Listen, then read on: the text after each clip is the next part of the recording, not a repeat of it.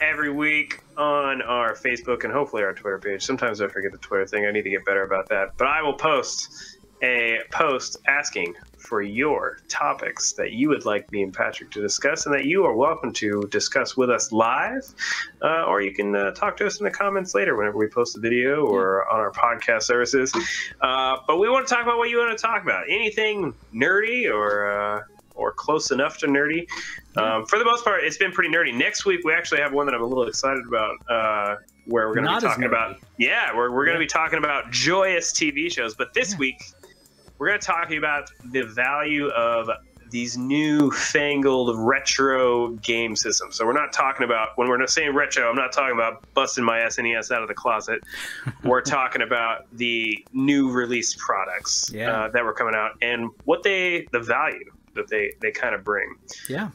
So where I wanted to start was we just announced during the news segment of our show, if you happen to tune in for that, they're coming out with the Sega Genesis. Was that the classic? Was that the official name of it? What was the official name? I think it's called Sega Genesis Mini, I think is what it's called. Is it? I posted the link. Where is it at? Sega Genesis Mini. Okay, so, and to be clear, for those of you who are like, well, there's already a Sega Genesis that I can find in stores. So there's a thing called the Sega Genesis Flashback.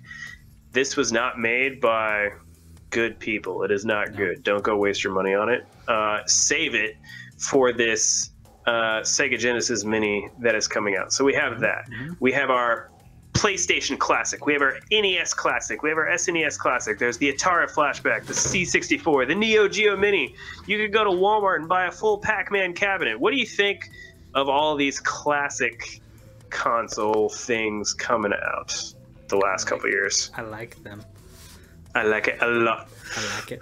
Okay, so I've talked about this before. I'm kind of a sucker for these. For a few reasons, and we'll get to a debate on one of those reasons later on. Okay. But from a perspective of being able to purchase a new product that has a controller that functions and feels like the old controller, knowing that it's good quality, knowing that I don't have to haggle, I don't have to find one, I don't have to worry about scalpers, because depending on what you're buying, if you want to buy like an NES or an SNES in a really good condition, you know, there may be more than you want to spend. In my opinion, I don't think they're that expensive.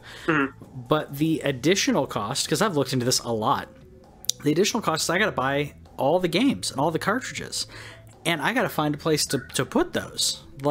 And I could put them all up on the wall, but knowing me, I would just keep buying and collecting because I would want to have all the games that I didn't have when I was a kid, or all the games that I really liked when I was a kid, or whatever.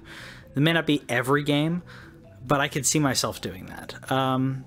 So I think these give a really cool offer to not only a new generation, but to us as from a retro perspective, from a nostalgia perspective. And you can say, hey, you want to play these games that you probably played when you were younger? Here you go. I think the PlayStation 1 was overpriced, but but I really like them. I think they function really well, and they have a save state on them as well, which is the PlayStation 1. Except the PlayStation 1, yeah. But the NES and the SNES having a save state is great. Multiple save states, which really helps if you're playing something like Punch-Out or whatever. Yeah. But, I really like them. I really like them. I just think the PlayStation 1 was way overpriced. What do you think? Yeah, and so from a general perspective, I like all of them. I think the PlayStation 1 was done way too quickly. Yeah. Because I think that one, they should have done the DualShock one. Like, that was a big mistake on their part. Yeah. Doing the original PlayStation controller. I get it, but like, I want Super Monkey Ball, dude. Like, give me that freaking game. Like, we're talking about the first game that needed the sticks and is still fantastic to this day. Anyways, I digress. Because the NES Classic and the SNES Classic are awesome. This soon-to-be released Sega Genesis Mini, the reason why I never buy the Flashback is because I heard that it was just kind of this third-party company, just kind of this thing where they threw it out there, kind of like the PlayStation Classic, to get money. But this one, they're respecting it. We've already seen the first 10 out of 40 titles, and honestly, there wasn't a title in those first 10 where I was like, well, no, that sucks. No, all 10, I was like, yes, perfect. The reason why I like them so much, along with the Neo Geo Mini and so on, it seems like it's a good curated list of games. It's small. It's not taking up too much space, like you mentioned, and I'm going to go into some retro console examples in a minute. I don't have to have cartridges for them. It's literally just plug, play. Yeah. Like, it's great for that reason. The value that it brings to the table is that I can easily, like, again, I'll keep talking about it. I have a kid coming up. It's going to be so awesome to show the kid. I'm going to be able to say, this is the very first game I played. Right here, this is Super Mario. What is this? What is this cord, Dad? Like, what is this thing? Like, what? No, but I'm still gonna be able to say, like, this is the very first game I ever played. Yeah, I'm gonna be able to boot up Link to the Past on there. Like, this is one of my favorite games of all time. Mm-hmm. I'm gonna be able to show them the history of gaming in a curated selection. Now, we're like you mentioned, we're going to get into some other, like, less curated selections in a little bit, but I love them. I think I don't care. I know that they're money grabs, but I don't care. They're not extremely overpriced. The SNES one, I wish it would have been a little less than it was, but I don't care. Like, I still get it. $79. Yeah, that's not bad. I feel like they're selling me 40 games, and I like to think about it this way, where if with the SNES, for example, that one was 80 also, and that's 30 games. If they put those 30 games on the Switch Virtual Console, and I wanted to buy every single one of them, it would probably be close to $80, if not more than $80. So I find that the pricing is normally okay.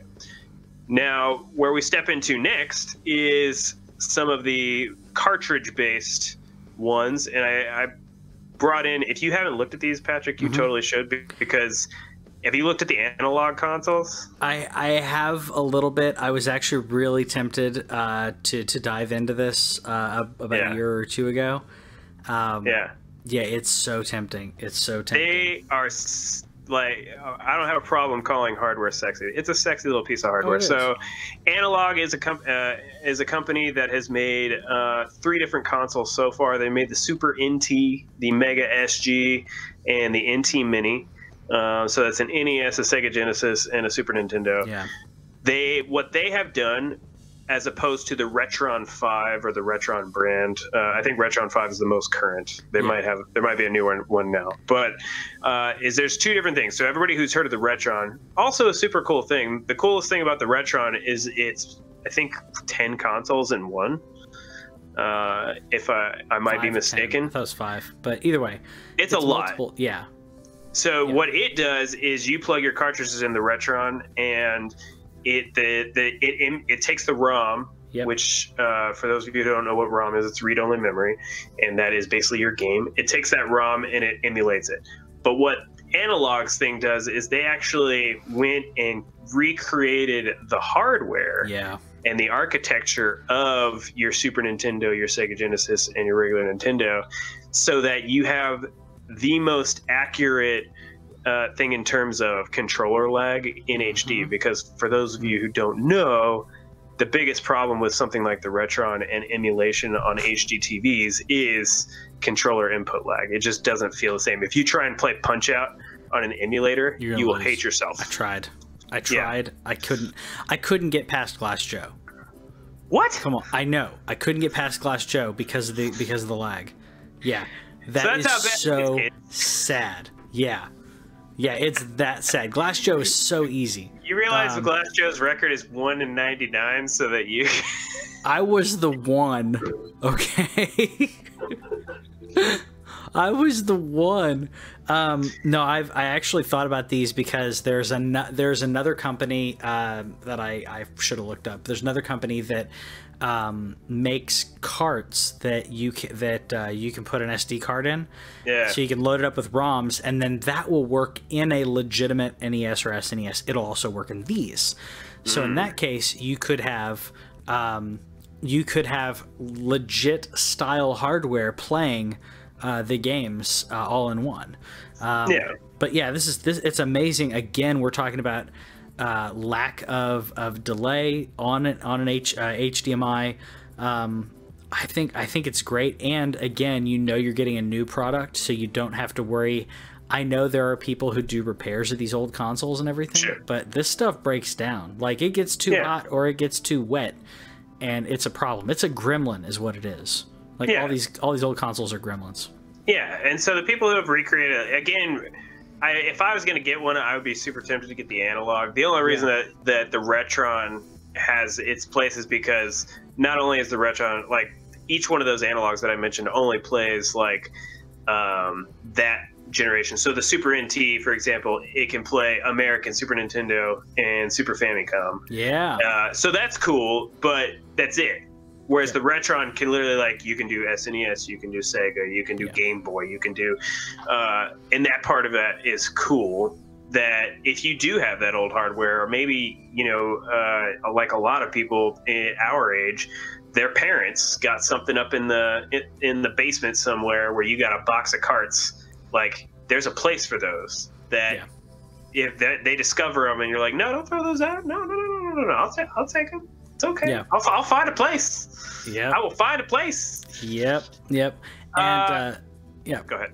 No, I was just gonna say, to me, that is it's a nicer way of displaying.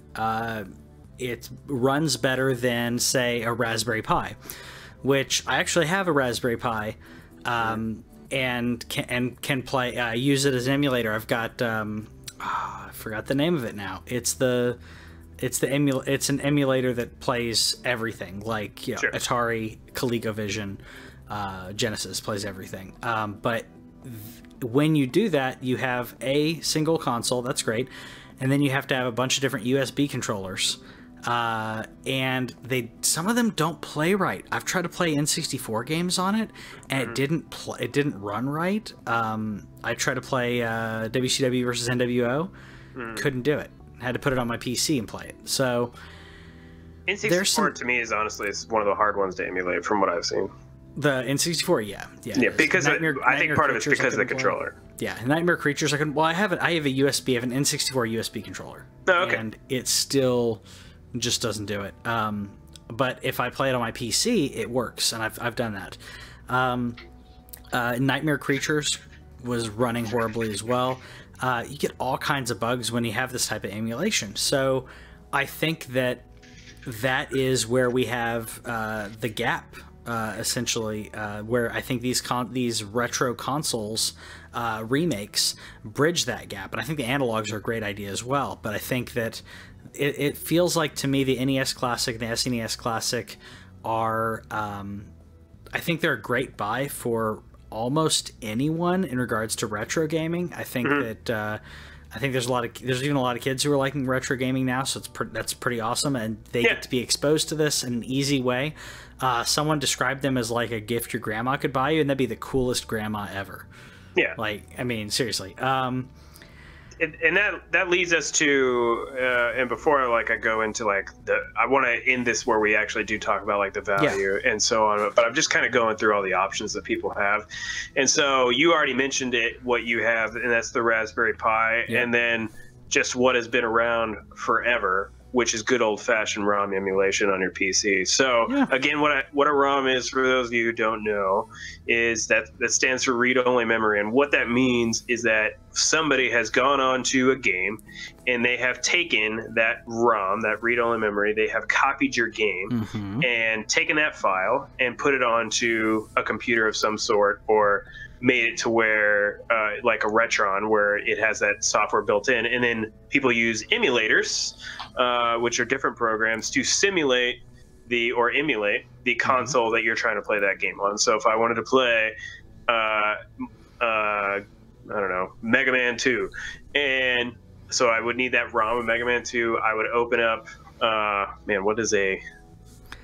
what's an NES emulator from back in the day? I was about to try and date myself, and now I can't even think of the name of it anymore. It's funny because I actually got a couple, but I have to like look them up real quick.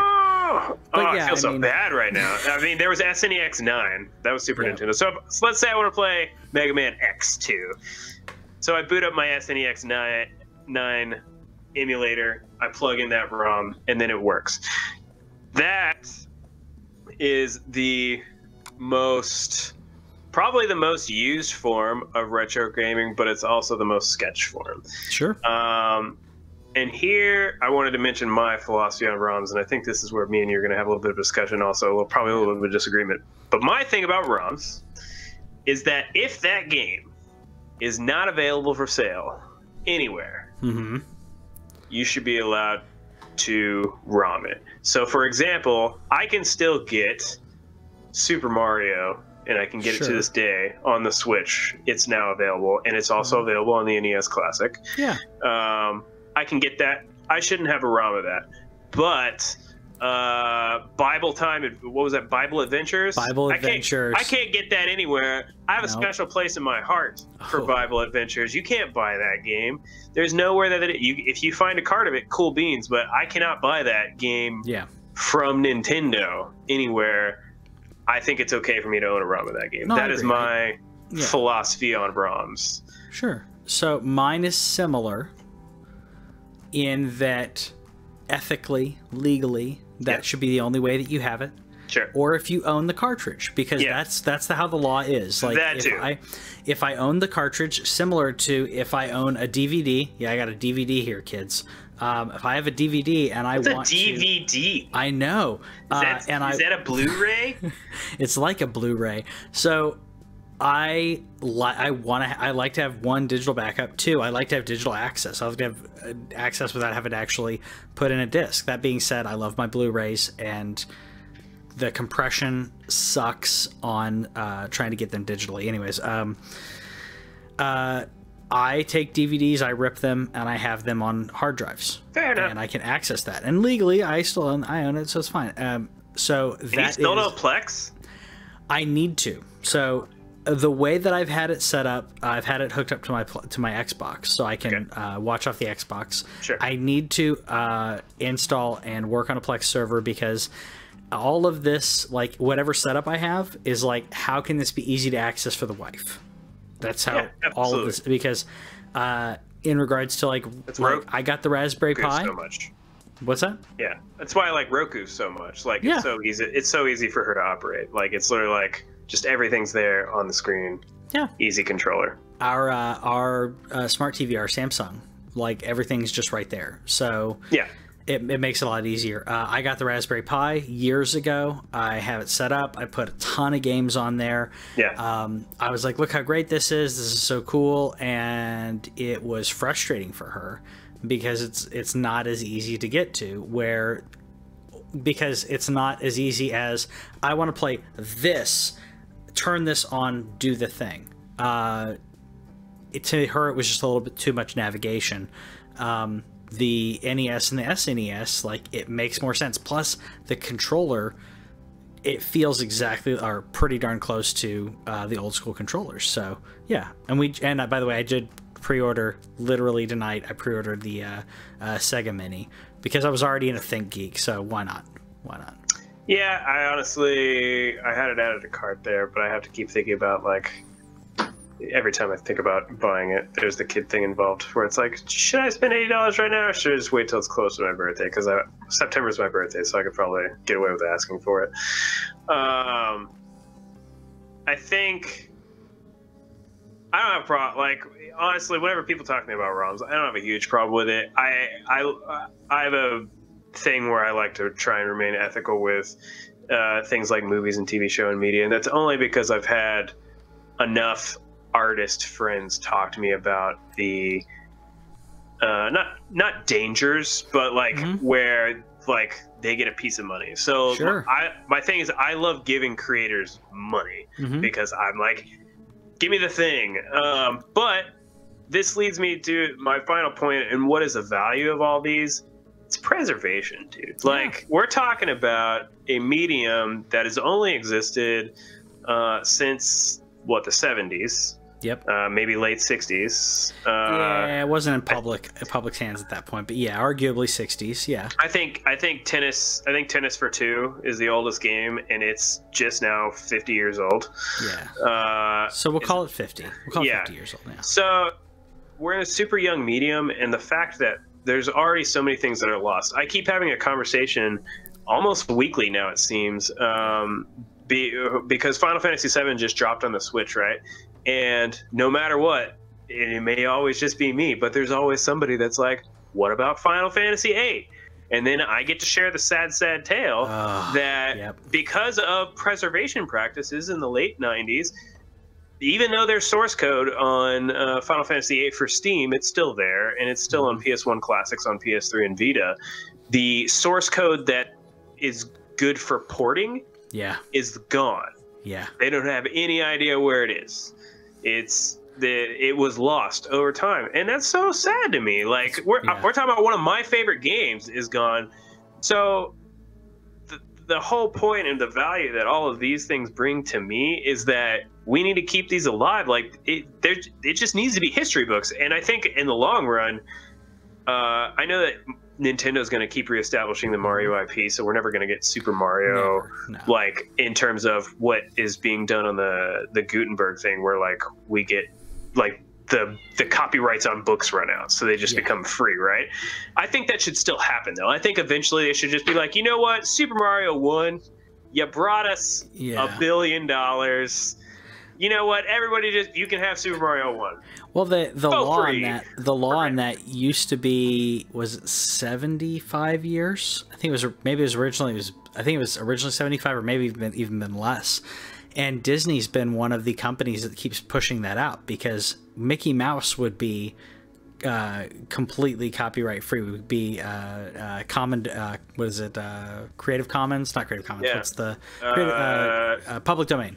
Public domain. So that's literally what I was looking into yesterday. Yeah. Mickey Mouse would be public domain. Superman and Batman would be public domain. There's all these things that would be public domain. So they've been pushing it out further and further and further, because that is so much of the identity of that company. The way the law used to be was it was made so if I create something that me and maybe my direct ancestors, whatever, like maybe the next generation gets a little bit of money off of it.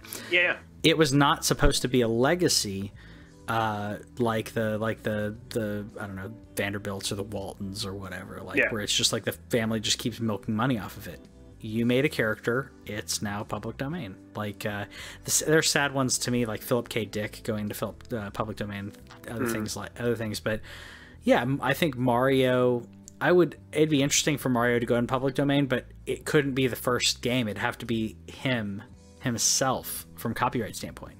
I guess the game could go in there, but that's where that's a gray area. And that's where I think that we get into a really weird thing, because the thing about books, and when we think about public domain, there is that like that book just exists on its own. There is no character thing. What's really strange when I was looking into this, by the way, like apparently Peter Pan, the book, somehow keeps getting renewed. So it's just like there's some background process happening somewhere where the original Peter Pan novel is still not public domain for reasons. It could be like the for movies. If you make a movie, I think it's 7 years. You have 7 years to make a movie if you have the rights to it. And if you make a movie in that time, then you retain the rights to it for another 7 years, which is why they did the Fantastic Four movie for Roger Corman directed, which is, in my opinion, one of the best superhero movies out of the 90s. Like, it's so bad. Okay. I will say, looking at the other, I won't go on a tangent on this, but the Final Fantasy, the Fantastic Four movies. Spirits Within wasn't terrible. Sorry, I was talking about Fantastic Four. Sorry, Fantastic Four. The Fantastic Four movie, Roger Corman directed, was made just to keep the copyright, and then they eventually did the one with Chris Evans and Jessica Alba, and I rewatched them again, and they're not as bad as I said they were. But I mean, the first one's like okay. The second one's a little rough with Silver Surfer. I think they messed up Galactus a little bit, but the thing that what I think is strange here is that Like, why can't, I don't know what the limitations on public domain is for video game, or it obviously is different. I don't know what it is for books, but why can't in 50 years Super Mario 1 just exist as Super Mario 1? The Mario character still belongs to Nintendo. They still get to do more. Sure. Yeah, they can keep making them. Mario Odyssey was just in 2017. Like, that's still coming, but why can't Super Mario Bros, like, why can't that become just a public property that I'm not a lawyer, but it's something where I would hope that at some point, Nintendo especially, because they're the oldest of the old at this point. Like, Atari is still kind of back there, Sega's still back there, but Nintendo's still standing. And they have the IPs that everybody wants. They have the retro games that everybody really wants. Like, we can get Pac-Man and all that stuff. That's great, but we want Mario. Like, we want Zelda. Like, because at some point, I assume that they're just not going to want to do it anymore. They're not going to want to They're not going to want to do what they're doing with the Switch right now and just picking NES titles and like hand picking them. But for all the games that they're hand picking and putting on the Switch, and for all the ones that they put on Virtual Console on the Wii U and the Wii, they're still. I think there was a total of somewhere around like 600 or 700 NES titles. If I could be wrong, and they were somewhere around the same SNES, right? Yeah. And I think there was around 1,000 PlayStation games. There's a crap ton of PlayStation 2 games, metric ton of PlayStation. Like, what's happening to all these games? And the reason that people keep doing these retro systems is because there's no preservation being taken into account, and that it makes me sad all the time, because I'm like, how many games have we lost? How much code has disappeared and that we'll never get back? Because a company didn't either allow somebody to, like with ROMs, where they try and shut that crap down, or because just nobody was like, well, this game's not worth saving.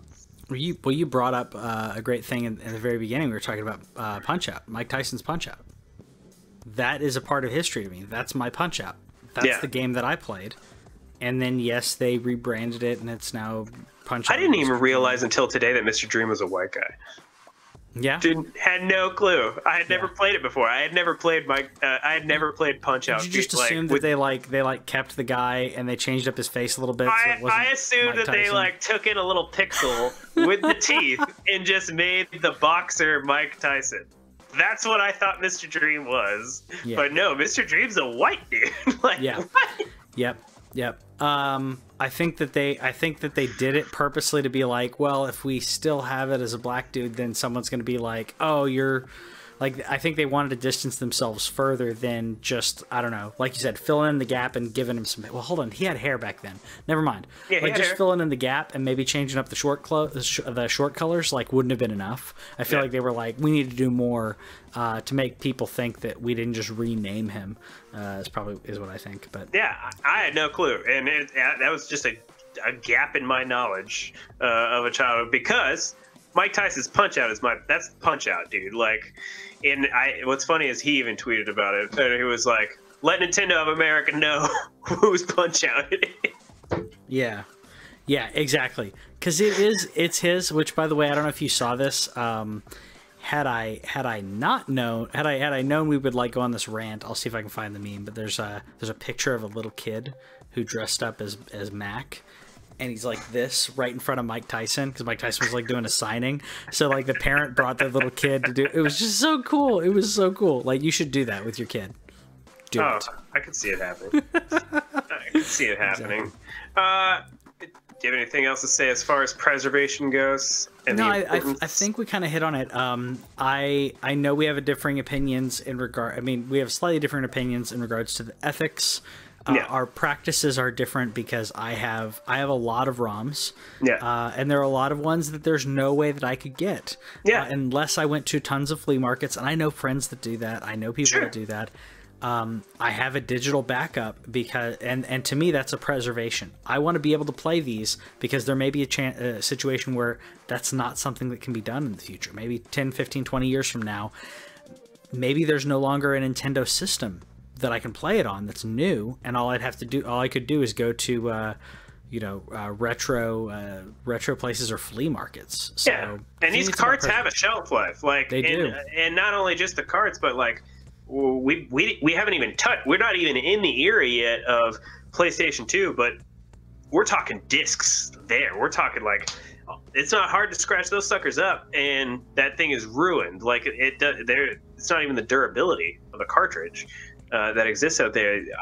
I definitely don't have a problem with ROMs existing. I have a problem, like, again, and it's where I have this line that's really hard for me to cross because they keep coming out with it. It's the same reason why I keep buying Final Fantasy VII.